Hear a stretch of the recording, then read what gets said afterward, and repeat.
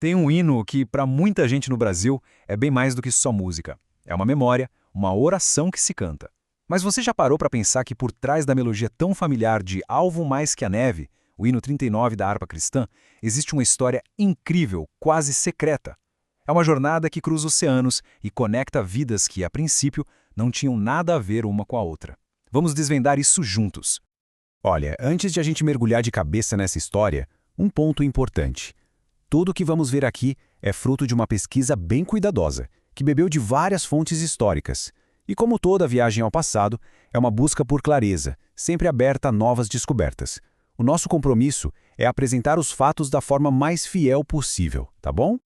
Sim, neste sangue lavado, mais alvo que a neve serei. Essa frase, ela ecoa em milhares de igrejas pelo Brasil afora. É quase a trilha sonora oficial dos cultos de Santa Ceia.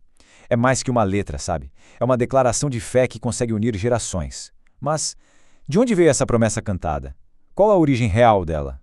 Pois é, a resposta envolve uma teia de personagens e lugares que é simplesmente surpreendente. Pensa comigo, como é que um carteiro da Irlanda, um fazendeiro de Indiana nos Estados Unidos, um fabricante de pianos da Filadélfia e um missionário que nasceu em Portugal, como eles se conectaram para dar vida a essa canção? É essa a história que a gente vai desenrolar agora. Então, para a gente começar a entender esse hino, a primeira coisa é saber que não existe uma história só, sabe? Existem várias. E elas estão todas entrelaçadas. É como um grande quebra-cabeça com peças espalhadas por diferentes épocas e lugares do mundo. E para entender a força desse hino, não dá para pensar nele como só mais uma música no repertório. No contexto do pentecostalismo brasileiro, especialmente nas Assembleias de Deus, Alvo Mais que a Neve é quase um elemento sagrado, um pilar da identidade da liturgia que atravessa o tempo. E é exatamente aqui que a nossa história dá uma virada daquelas. A versão que a gente canta no Brasil, ao contrário do que a maioria das pessoas pensam, não é uma simples tradução da versão original, mais famosa que existe por aí. A verdade, olha, é bem mais complexa e interessante. E essa complexidade toda nos leva direto para o coração do mistério, a verdadeira trama dos autores. Bom, lá em 1872, um carteiro na Filadélfia chamado James Nicholson escreveu as palavras que o mundo todo viria a conhecer. Senhor Jesus, anseio ser perfeitamente íntegro. É uma letra bem introspectiva, quase como um diário espiritual que virou música, um pedido muito pessoal por purificação. Só que a letra que deu origem à versão que cantamos no Brasil foi escrita quase 10 anos depois, em 1881, por um outro homem, Eden Hederlata, um fazendeiro que também escrevia hinos. E o texto dele, Blessed be the Fountain of Blood, não é um pedido, é uma declaração teológica, mas objetiva, uma celebração da obra de Cristo. E aqui, nessa comparação, a coisa toda fica clara. O quebra-cabeça se encaixa. Olha só.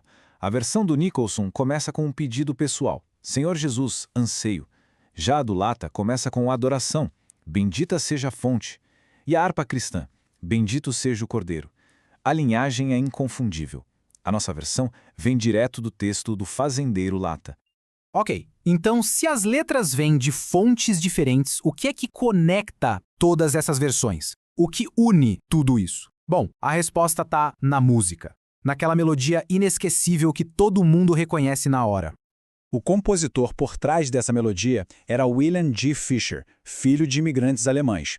E ele era mais que um músico, viu? Fischer era um baita empreendedor.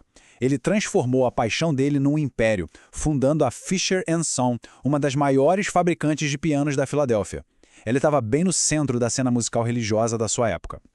E essa linha do tempo aqui mostra direitinho a jornada dele. De professor de música a empresário de sucesso, o Fischer estava totalmente conectado com o fervor religioso daquele tempo. O auge dessa conexão foi em 1876, quando ele chegou a reger um coral gigantesco de 1000 vozes para as famosas cruzadas evangelísticas de Moody Sankey. Então, a gente já tem a letra de um fazendeiro de Indiana e a melodia de um empresário da Filadélfia. Mas ainda falta uma peça final nesse quebra-cabeça. A ponte humana que ia trazer essa canção até o Brasil. E essa peça final do nosso quebra-cabeça internacional é Henry Maxwell Wright. Ele nasceu em Lisboa, era filho de pais ingleses, ou seja, era perfeitamente bilíngue e bicultural. Ele era basicamente a ponte perfeita para conectar o mundo dos hinos de língua inglesa com o de língua portuguesa. E para ter uma ideia do tamanho da influência do Wright, pensa só. Ele é acreditado como autor ou tradutor de cerca de 200 hinos. Muitos deles viraram clássicos nos hinários brasileiros. Ele não foi só um tradutor. Ele foi um dos grandes arquitetos do som do protestantismo aqui no Brasil.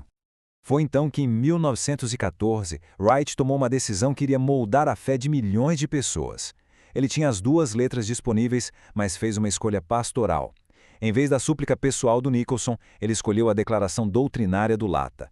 Mas por quê?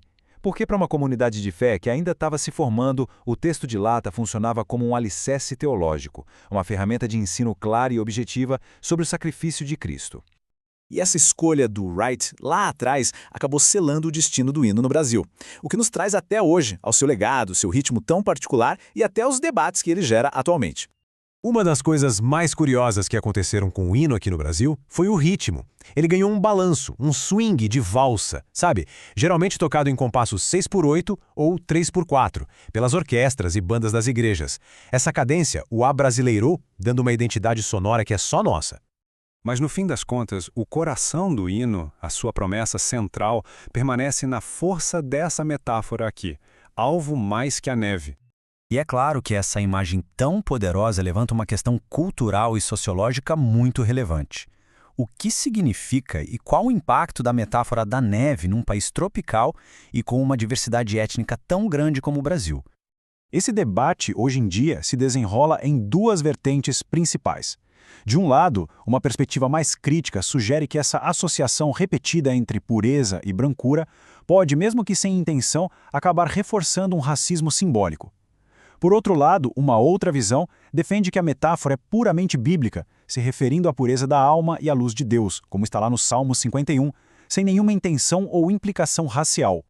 E ao chegar no final dessa nossa jornada pela história, é muito importante agradecer. Agradecer a todos os historiadores, teólogos e musicólogos que se debruçaram sobre esse tema. O conhecimento que a gente compartilhou aqui hoje é fruto do trabalho deles, um lembrete de que a compreensão é sempre uma construção coletiva, feita por muitas mãos.